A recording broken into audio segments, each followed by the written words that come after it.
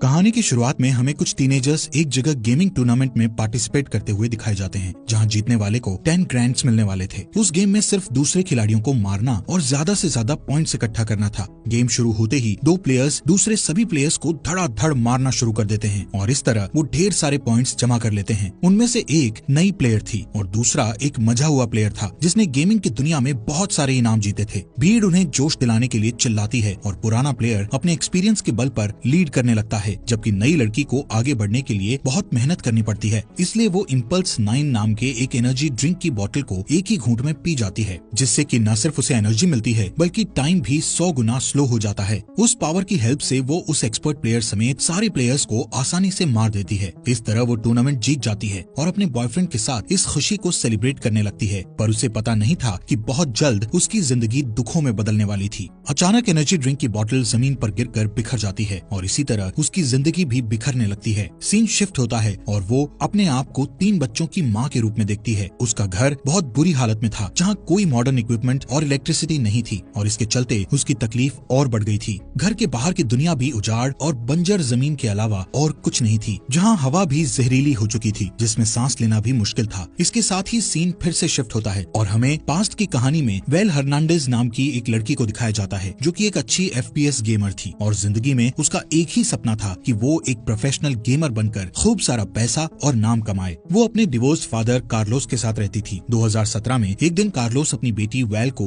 Restaurant की job interview के लिए तैयार करता है और वो बेदिली से फॉर्मल्स पहनकर इंटरव्यू के लिए निकल जाती है। बाहर उसका बॉयफ्रेंड इवान अपनी कार में उसे पिक करने के लिए उसका वेट कर रहा था। वहाँ से निकलते ही वेल गाड़ी की पिछली सीट में बैठकर अपने फॉर्मल कपड़े बदल कर कैजुअल पहन लेती है और इंटरव्यू की जगह फील्ड ऑफ फायर नाम के एक गेमिंग टूर्नामेंट खेलने पहुँच जाती है। दूसरे FPS बैटल रॉयल गेम्स की तरह ही फील्ड ऑफ फायर भी एक मल्टीप्लेयर गेम था, जिसमें लास्ट तक टिके रहना ही इसका मेन पर्पस होता है। वेल सोचती है कि अगर वो ये गेम जीत गई तो लाखों रुपए कमा लेगी और उन पैसों से वो अपने लिए एक गेमिंग कंप्यूटर खरीदेगी। पर इवान उसे बताता है कि रॉय नाम का एक मजा हुआ प्रोफेशनल गेमर उस टूर्नामेंट में सरप्राइज अपीयरेंस देने वाला है, जिसे सुनकर वो थोड़ा नर्वस हो जाती है। जल्दी ही वो लोग गेमिंग एरिया में पहुंच जाते हैं, जहां रॉय अपने फैंस के साथ फोटो खिंचवा रहा था। पहला मैच शुरू होने से पहले इवान वेल को समझाता है कि उसे इमोशंस की जगह पूरे फोकस के साथ खेलना चाहिए ताकि वो किसी तरह फाइनल्स तक पहुंच जाए। लेकिन वेल उस घमंडी रॉय को हराना चाहती थी। थोड़ी देर में ही सारे प्लेयर्स अपने अपने कंप्यूटर्स के सामने बैठ जाते हैं और गेम शुरू हो जाता है। गेम की शुरुआत में वेल लीड कर लेती है, लेकिन थोड़ी ही देर में रॉय उसे आसानी से पीछे छोड़ देता है। वो इतना कॉन्फिडेंट था कि गेम के बीच बीच में वहाँ मौजूद क्राउड के साथ इंटरेक्ट भी करता रहता था। इसका फायदा उठाकर वेल कुछ पॉइंट्स जमा कर लेती है और वो जीतने ही वाली थी, लेकिन गेम को फिनिश करने के बजाय वो रॉय को मारकर गेम से आउट करने की कोशिश करती है, पर उसका दांव उल्टा पड़ जाता है और रॉय उसे मारकर गेम से बाहर कर देता है। इसके बावजूद वेल फाइनल्स के लिए क्वालिफाई कर जाती है, जो कि अगले ही दिन होने वाला था। जब वो अपने बॉयफ्रेंड के साथ गेमिंग एरिया से निकलने लगती है तो रॉय वहाँ पहुंचकर उसकी नकल उतारकर उसको चिढ़ाता है। फिर वो अपने फैंस के साथ सेल्फी लेने चला जाता है। इस बीच जब इवान अपनी गाड़ी लेने के लिए जाता है, तब कोजिमा नाम का एक आदमी वेल के पास आकर उसे कहता है कि उसे गेम जीतने के लिए सीक्रेट मालूम है। ये सुनकर वेल हैरत में पड़ जाती है, लेकिन उसके कुछ पूछने से पहले ही वो आदमी उसके हाथ में अपना बिजनेस कार्ड देकर वहाँ से चला जाता है। घर पहुँचने पर वेल बिना कोई आवाज किए चुपके से अपने रूम में जाने की कोशिश करती है, लेकिन उसके डैड उसे देख लेते हैं। वेल के पास कोई चारा नहीं था, इसलिए वो सारी बातें उन्हें सच बता देती है, जिसे सुनकर उसके डैड को बहुत गुस्सा आता है और वो अगले दिन से उसे रेस्टोरेंट जाकर उन लोगों से जॉब का इंटरव्यू लेने की रिक्वेस्ट करने के लिए कहते हैं। लेकिन वेल अपने डैड को समझाती है कि अगले दिन उसके टूर्नामेंट का फाइनल है, जो उसके फ्यूचर के लिए ज्यादा इम्पोर्टेंट है। पर सभी पेरेंट्स की तरह कार्लोस भी उसे समझाता है कि ऑनलाइन गेमिंग का कोई फ्यूचर नहीं है, लेकिन वेल अपनी जिद पर अड़ी रहती है और उसकी बात को इग्नोर करके अपने रूम में चली जाती है। थोड़ी देर बाद वो अपने आज के खेले गए गेम को पॉडकास्ट पर देखती है, जिसमें रॉय को फर्स्ट पोजीशन पाते हुए देखकर उसे बहुत गुस्सा आता है। तभी उसकी नजर कोजिमा के बिजनेस कार्ड पर पड़ती है और उसे ध्यान आता है कि उसने उसे गेम जीतने के सीक्रेट के बारे में बताया था। बदला लेने की तड़प और जीतने की चाहत में वो तुरंत उसके दिए हुए एड्रेस पर जाने का फैसला करती है। जल्दी ही द गोल्डन सॉसर नाम के गेमिंग कैफे में वो पहुंच जाती है, जहाँ पर कुछ लोग अपने कंप्यूटर्स पर वीडियो गेम्स खेलकर एंजॉय कर रहे होते हैं। तभी कोजिमा उसके पास आता है और उसे बैठकर गेम खेलने के लिए कहता है। वेल को इस बात से हैरानी होती है कि आखिर कोजिमा ने उसे अपना बिजनेस कार्ड क्यों दिया था, पर वो गेम खेलने के लिए बैठ जाती है। वो उस गेम में हाईएस्ट लेवल चूज करती है, जिसे कंप्लीट करना उसके लिए बहुत मुश्किल था। ये देखकर कोजिमा उसे इम्पल्स 9 नाम का एक एनर्जी ड्रिंक देते हुए कहता है कि ये कोई मामूली एनर्जी ड्रिंक नहीं है और वो चाहे तो उसे ट्राई करके देख सकती है। ये सुनकर वेल उस ड्रिंक का एक घूंट पी लेती है और अचानक उसके आसपास की सारी चीजें उसे उसे स्लो मोशन में चलती हुई दिखने लगती है, जिसकी वजह से उसके लिए वो इम्पॉसिबल लगने वाला गेम बहुत ही आसान हो जाता है। फिर पलक झपकते ही वो रियलिटी में खुद को टेबल की दूसरी तरफ बैठे कोजिमा के सामने पाती है। जब वो उससे पूछती है कि उसे क्या हुआ था, तो वो उसे बताता है कि जो भी इम्पल्स 9 पीता है, समय उसके लिए स्लो हो जाता है और उसे ये एनर्जी ड्रिंक पीते हुए 1 घंटा बीत चुका था। वो उसे ये भी बताता है कि आप जितनी मात्रा में इस एनर्जी ड्रिंक को पिएंगे, टाइम भी उसी रेशो के हिसाब से स्लो होता जाएगा। ये कहकर कोजिमा उससे एक बॉटल ड्रिंक के बदले $500 की डिमांड करता है, जिसे सुनकर वेल शॉक्ड हो जाती है। उसे लगता है कि टूर्नामेंट जीतने के लिए एनर्जी ड्रिंक का इस्तेमाल करना चीटिंग है, पर तभी कोजिमा के फोन पर रॉय की कॉल आती है, जिससे उसे ये पता चल जाता है कि रॉय भी गेम्स जीतने के लिए उस एनर्जी ड्रिंक का इस्तेमाल करता था। इसी वजह से वो दूसरे गेमर्स के मुकाबले अनबीटेबल बना हुआ था। ये सब जानने के बाद वेल इम्पल्स 9 की बोतल खरीदने के लिए तैयार हो जाती है। अगले दिन गेम शुरू होने से पहले वेल इम्पल्स 9 की बोतल को अपने कीबोर्ड के पास रख देती है। गेम शुरू होने से पहले वो उस एनर्जी ड्रिंक का एक छोटा सा घूंट लेती है। फिर अल्ट्रा स्लो मोशंस की बदौलत वो गेम में लीड करने लगती है। ये देखकर रॉय भी इम्पल्स 9 का कुछ घूंट लेता है और तेजी से रैंक्स पार करते हुए टॉप पर पहुंच जाता है। इससे डेस्परेट होकर बिना कुछ सोचे समझे वेल ड्रिंक की पूरी बोतल पी जाती है, जिसके नतीजे में वो एकदम स्लो पेस में पहुंच जाती है और उसका पूरा फायदा उठाते हुए वो रॉय के अवतार को मारकर पूरा टूर्नामेंट जीत जाती है। उसका बॉयफ्रेंड इवान और सारा क्राउड उसके लिए चीयर्स करने लगता है। वो दोनों एक दूसरे को किस करने लगते हैं कि तभी एनर्जी ड्रिंक की बोतल जमीन पर गिरकर टूट जाती है। यहाँ से सीन शिफ्ट होकर वापस उस जगह पहुँच जाता है जहाँ हम वेल को एक बेकार से घर में चेयर पर एक बच्चे को गोद में लिए बैठा हुआ देखते हैं। थोड़ी ही देर में मैले कुचैले कपड़े पहने इवान वहाँ आता है और बच्चे को सुलाने के बाद उसे तैयार होने को कहता है। वेल बहुत कंफ्यूज थी और अपनी पूरी एडल्ट बॉडी और अपनी उंगली में वेडिंग रिंग को देखकर हैरानी से हाँफने लगती है। वो थोड़ी राहत पाने का सोचकर नीचे जाती है, पर वहाँ और भी 2 बच्चे उसे मम्मी कहकर बुलाते हैं, जिसे सुनकर वो डर जाती है और घबराकर घर के बाहर निकल जाती है। वहाँ वो लोगों को टेंट में रहते और खुले में बने पब्लिक बाथरूम का इस्तेमाल करते हुए देखती है। आखिरकार उसे पता चलता है कि वो पलक झपकते ही लगभग 12 साल स्किप करके सीधे 2029 में पहुंच गई थी और वो लोग जिस जगह रह रहे थे वो पूरा इलाका चारों तरफ ऊंची दीवारों से घिरा हुआ था, जो कि वेस्टलैंड से इस एरिया को अलग करता था। वेस्टलैंड में डेथ लिजार्ड जैसे खतरनाक जानवर रहते थे जो इंसानों पर हमला करने के लिए बदनाम थे। इस वजह से वहाँ रहने वाले लोग अलग अलग शिफ्ट्स में गेट पर पहरा देते थे। इसके अलावा उसे ये भी मालूम चलता है कि जिन लोगों ने पास्ट में बहुत ज्यादा इम्पल्स 9 पिया था वो लोग रियल टाइम में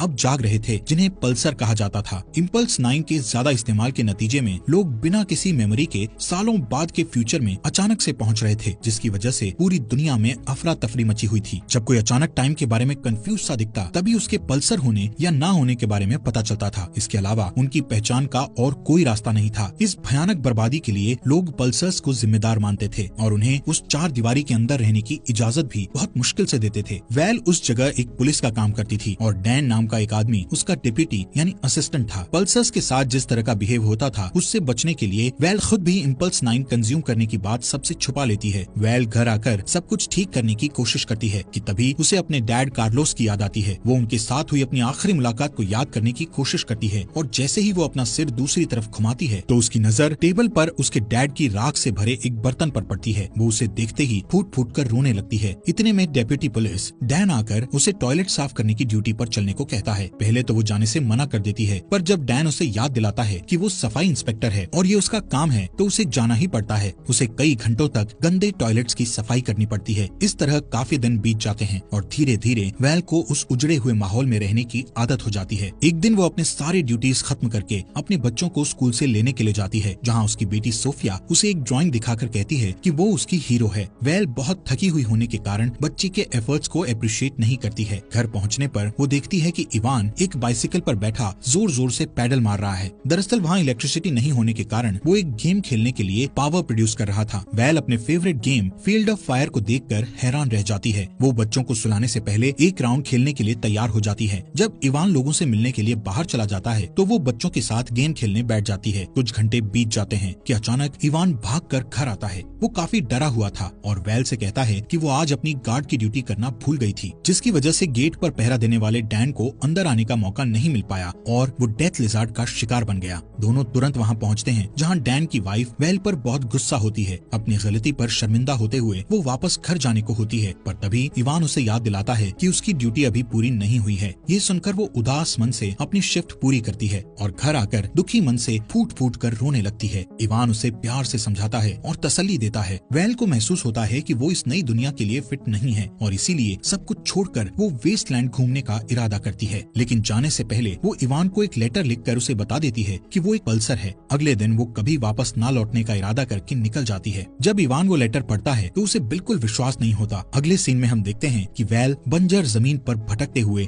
एक बेकार पड़ी बिल्डिंग के पास पहुंचती है। वो उजाड़ बिल्डिंग असल में कोजिमा का gaming cafe the golden saucer था। वैल उस कैफे के अंदर जाती है और इधर उधर देखती है। कोजिमा को एक काउंटर से निकलते देख उसे हैरानी होती है। वो देखती है कि कोजिमा पर उम्र का बिल्कुल भी असर नहीं हुआ था, लेकिन वो ये राज उसे नहीं बताता है। उनकी बातों के दौरान कोजिमा को पता चलता है कि वैल एक हफ्ते पहले ही पास्ट से रियलिटी में जागी थी। वो स्वीकार करता है कि इम्पल्स 9 की वजह से बहुत सारी जिंदगियां बर्बाद हुई थी, लेकिन उसके पास वैल को उन सारी तकलीफों से छुटकारा दिलाने का प्लान था। कोजिमा इम्पल्स 9 का एक बड़ा बोतल लाकर उसे पीने को देता है। वो ये भी कहता है कि अगर उसने इसे पी लिया तो वो इस दुनिया में वापस कभी नहीं आएगी, क्योंकि वो सैकड़ों साल आगे के फ्यूचर में पहुंच जाएगी और तब तक वो इस दुनिया में मर चुकी होगी। कोजिमा उसे ड्रिंक पीते हुए गेम खेलने का सजेशन भी देता है। वैल को ये आइडिया पसंद आता है और वो अपना favourite game field of fire खेलने बैठ जाती है। पर जब वो इम्पल्स 9 की बोतल को उठाने के लिए आगे की तरफ झुकती है तो उसकी नजर उस ड्राइंग पर पड़ती है जो उसकी बेटी ने उसके लिए बनाया था। वो इमोशनल होकर यादों में खो जाती है। उसे इवान और अपने बच्चों के साथ बिताए सारे खुशगवार पल याद आने लगते हैं। फिर वो एनर्जी ड्रिंक पीने का इरादा छोड़कर वापस अपने परिवार के साथ जिंदगी गुजारने का फैसला करके अपने घर की तरफ चल देती है। लेकिन गेट पर उसे इवान गार्ड की ड्यूटी करते दिखाई देता है, जो उससे बहुत नाराज था। वो उसे अंदर आने से रोक देता है और वैल से कहता है कि उसने सबको धोखा दिया है। वैल अपनी हर गलती के लिए उससे माफी मांगती है। अभी उनकी बात चल ही रही थी कि उन्हें दूर से गोलियों की आवाज सुनाई देती है, क्योंकि डेथ लिजार्ड्स उनकी कम्युनिटी की तरफ बढ़ रहे होते हैं। तब इस बात का खुलासा होता है कि डेथ लिजार्ड्स दरअसल नॉर्मल लोगों का ही एक ग्रुप था जो इंसानों का मांस खाया करता था। उन्हें पास आता देखकर इवान जल्दी से वैल को अंदर कर लेता है और इसी बीच अलार्म बजने लगता है, जिससे सभी लोग डर जाते हैं। एक औरत उसे बताती है कि सब लोग खाई की तरफ जा रहे हैं, क्योंकि अटैकर्स को रोकने के लिए कोई भी पूरी तरह तैयार नहीं था।